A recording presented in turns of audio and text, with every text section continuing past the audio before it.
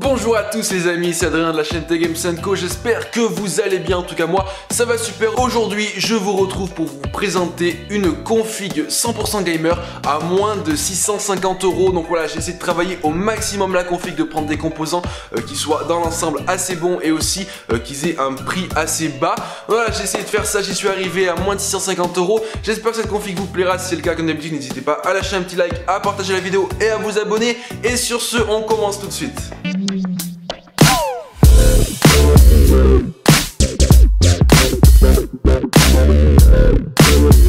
Donc dans cette vidéo je vais vous détailler la config que j'ai choisie pour que ça fasse à la fin moins de 650 €. Donc on va commencer par le processeur. Et là tout le monde va me tomber dessus, tout le monde va me crier dessus, mais tant pis. Donc j'ai choisi un processeur de chez AMD, le AMD FX 8300 cadencé à 4 GHz avec 8 MO de cache. Alors pourquoi j'ai pris ce processeur? Donc tout d'abord pour le prix, 169 €, c'est plutôt un bas prix pour un processeur de cette qualité là. Alors AMD font des bons processeurs dans l'ensemble qui peuvent rivaliser avec les i7, les i5 de chez Intel. Leur seul gros souci c'est au niveau de la demande d'alimentation et de la chaleur que dégagent ces processeurs. Voilà, c'est le seul point noir que je peux trouver au processeur de chez AMD. J'ai tourné pas mal de temps avec du AMD, donc par exemple ce processeur là, et il est vraiment très bon. C'est un très bon processeur qui fait tourner la plupart des jeux sans souci. Moi j'ai fait tourner du GTA, j'ai fait tourner du Black Ops, j'ai fait tourner du Far Cry, j'ai fait tourner voilà, tous les jeux du moment, je les ai fait tourner avec ce processeur là.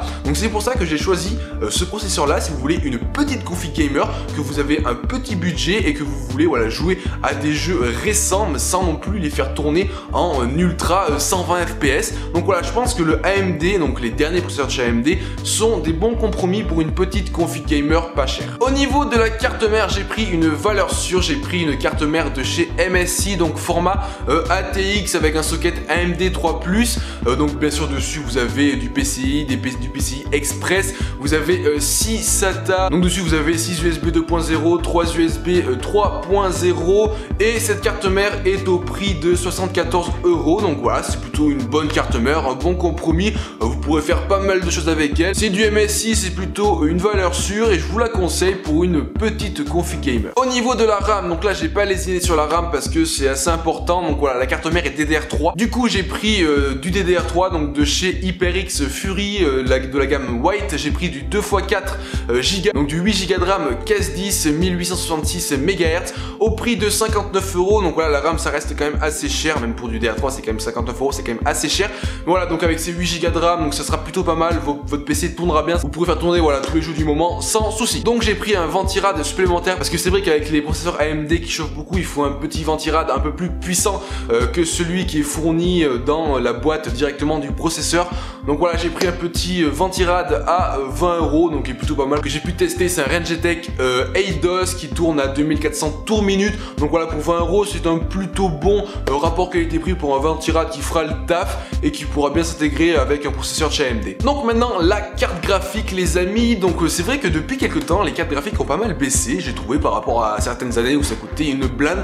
Là ça a quand même pas mal baissé pour avoir quand même une bonne performance. Donc j'ai pris une carte graphique de chez MSI, une GTX 1050 Ti Gaming X 4 Go en DDR5 au prix de 189 €. Donc voilà, la 1050 Ti vient juste de sortir il y a quelques mois, ça a été annoncé. Donc voilà, les 1050, 1060, 1080 sont sortis assez récemment, il y a un an ou un truc comme ça. Et voilà, les Ti viennent juste de sortir. Donc voilà, une petite 1050 Ti de chez MSI Gaming X en plus, donc optimisée pour le gaming. Donc je crois qu'elle a une architecture Pascal, donc c'est pas top, mais je pense que ça va vraiment suffire pour une config gamer à 650 €. Vous pourrez faire tourner quasiment tous les jeux, peut-être pas non plus en ultra 120 fps, mais vous pourrez faire tourner tous les jeux sans souci en bon 60 fps. Il y a grand moyen que vous puissiez faire ça, et pour un prix de 189 €, je trouve que c'est un très bon rapport qualité-prix. Donc je n'ai pas choisi de prendre un SSD, mais bon, j'ai pris un petit disque dur 500 Go de chez Seagate Barracuda 7200 tours minute. C'est un disque dur moyen, vous pourrez évoluer par la suite, peut-être passer sur un SSD.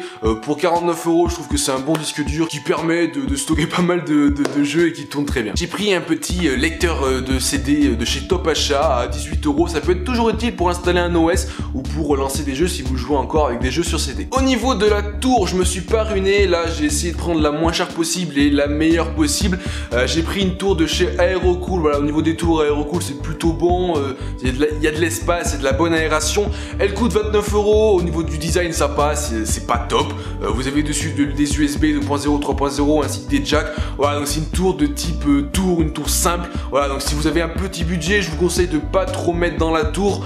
Je préfère vous proposer des composants un peu plus au-dessus et une tour un peu plus en dessous pour que vous puissiez peut-être par la suite évoluer avec ceci. Enfin, au niveau de la lime, j'ai pris une lime de chez Corsair, certifiée 80+, bronze, qui est non modulaire et qui fait 350 watts. Donc voilà, c'est une alimentation conseillée. J'ai pris un peu plus au-dessus de ce qui m'était conseillé pour cette config là. Elle coûte 40 €, c'est plutôt bon. Je pense que vous pourrez par la suite essayer d'évoluer avec d'autres composants. Je pense que ça passera encore avec cette alim là, même si c'est vrai que le processeur tape beaucoup au niveau des watts. Mais bon, je pense que cette alim est plutôt pas mal. Elle est certifiée 80+ bronze, donc c'est plutôt pas mal à ce niveau là. Et voilà, on arrive sur une très bonne config gamer à moins de 650 €. Donc si on récapitule et qu'on fait le calcul les amis, donc un processeur à 169 €, une MSI carte mère à 74 €, de la RAM à 59 €, un petit ventirad à 20 €, une carte graphique à 189 €, un disque dur à 49 €, un petit lecteur de CD à 18 €, une tour à 28 €